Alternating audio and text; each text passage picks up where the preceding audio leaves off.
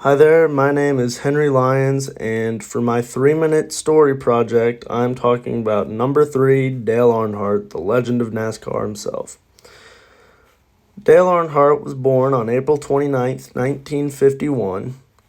He was born in Kannapolis, North Carolina. His father was Ralph Dale Earnhardt Sr., whom he was named after.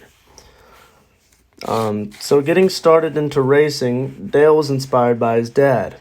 His dad was another really big name in NASCAR, and actually from a young age, Dale knew that that's what he wanted to do because in 1956, his own dad won the NASCAR Sportsman Championship.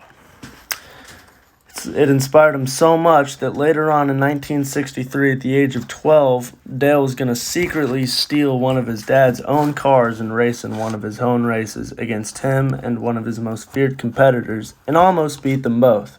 A few years later, Dale decided he wanted to officially start his NASCAR career. After circuitry races and making sure that he was qualified, he decided to race in the 1975 Winston Cup. He did decent, didn't do too great, but later on in the year ended up winning the World 600 race, which really got his name out there because at the time that was a really big deal. So later on after that, between 1976 and 1984, Dale bounced around between several owners. Rod Osterland Racing, Stacy Racing, Richard Childress Racing, and Bud Moore Racing.